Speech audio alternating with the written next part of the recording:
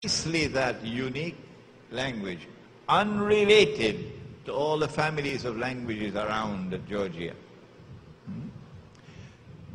But these people then spoke to him and said to him, O Zulkarnain, surely Gog and Magog are perpetrating acts of facade in our land, corrupting and destroying. Can you help us? Can you build a barrier in this pass between the mountains to keep them out? Zulkarnain should have said, I don't need to build any barrier, I've got power. I'll just go in there and beat the living daylights out of them. Because he has the power. Allah gave him the power. But he didn't do that. He agreed to build a barrier, indicating that they also had power. And there were limitations to his power in relation to them. There is something mysterious going on here. There are lessons to be learned by a mind and a heart which is restless, to use the Quran to explain the world today. They said, we'll pay you. He said, I don't need your money. And then we left the Quran and we went to Sahih Muslim. And in Sahih Muslim, Allah said Hadith al-Qudsi about Gog and Magog, which explains why Zulkarnain agreed to build the barrier. I have created creatures of mine so powerful that none but I can destroy them. These creatures, when they are released into the world, with their power, would utilize that power given to them by Allah to fulfill a mission Allah has given to them. And that mission, that function is there in the verse in Surah Al-A'raf. وَإِذْ تَأَذَّنَ رَبُّكَ لَيَبْعَثَنَّ عَلَيْهِمْ إِلَىٰ يَوْمِ الْقِيَامَةِ مَنْ يَسُومُهُمْ سُوءَ الْعَذَابِ. And your Lord has announced He's now going to release into the world those who are going to inflict upon them until the last day the worst possible punishment. So you cannot destroy them, not until the last day. Gog and Magog, of course, are human beings, not some strange creatures with ears from here to San Fernando and tall from here to the clouds. They are human beings. The Prophet said, alayhi salatu wasalam, they are Banu Adam. Banu Adam, human beings. So Zulkarnain says, okay, I'll build a barrier. But bring me blocks of iron, zubarul hadid. Bring me blocks of iron. Hadid is something strange. Hadid is not only a businessman in Port of Spain. We have lots of Hadid in Port of Spain, Syrian and Lebanese businessmen with the name Hadid. But Allah says about Hadid in the Quran, iron, Hadid is iron. Something strange. He says, and He's not said this about any other mineral substance on earth, about any other metal.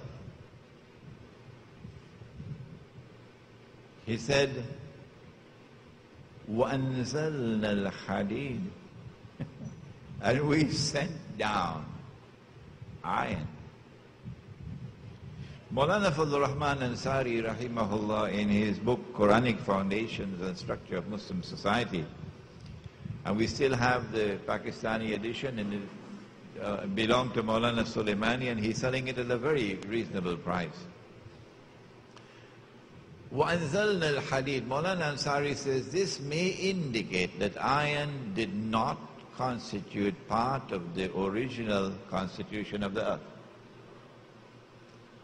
and that iron came subsequently, perhaps through a meteorite, in accordance with the divine plan, strikes the earth. وَأَنزَلْنَا الْحَدِيدِ. So bring me blocks of iron.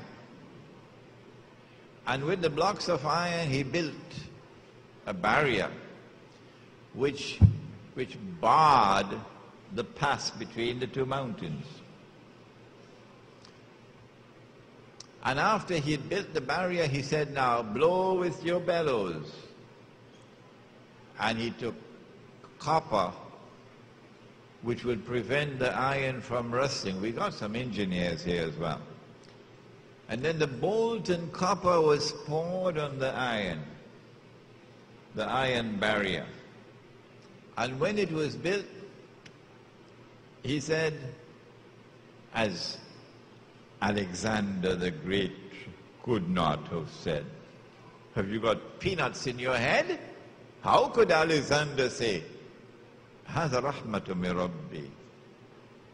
This barrier is built in accordance with Allah's rahmah, because of Allah's kindness. Now listen to what follows. Could never have come from the lips of Alexander. فَإِذَا جَاءَ وَعْدُ رَبِّي. But when that time comes of which my Lord has won, when Allah is ready to now release into the world those who are now going to inflict upon them until the last day the worst possible punishment. سوء العذاب. فَإِذَا جَاءَ وَعْدُ رَبِّ جَعَلَهُ دَكَّاءَ. Allah is going to bring down a barrier.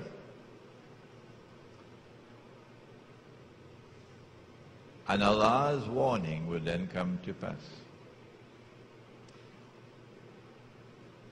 Then follows an ayah which qualifies perhaps as the most difficult in the whole Quran.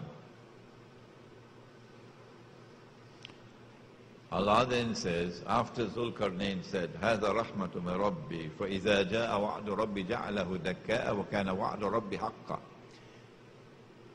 Allah then says, وَتَرَكْنَا بَعْدَهُمْ يَوْمَئِذٍ يَمُوجُ فِي بَعْضٍ. There's nothing in the Quran as difficult as this.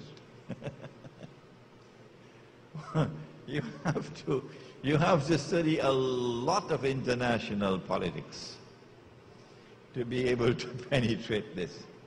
وَتَرَكْنَا بَعْضَهُمْ يَوْمَئِذٍ يَمُوجُ فِي بَعْضٍ. Yamuj, Mauj is a wave.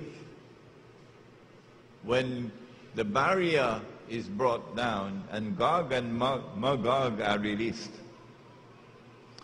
then a day will begin, and a day with Allah could be like 1,000 years in your counting, eh? At the conclusion of which Gog and Magog are going to come against each other, like waves crashing against each other. A Gog and Magog confrontation, a Gog and Magog fight it out. The Bible speaks about that. And so this appears to be one of the meanings. That at the end of history there's going to be a catastrophic collision between two forces of equal power and indestructible power. Two forces that are equally powerful. When we leave the Quran and go back to the Hadith, we find about Gog and Magog that they are people whose power, this is back in the Quran, in the Ya'juj wa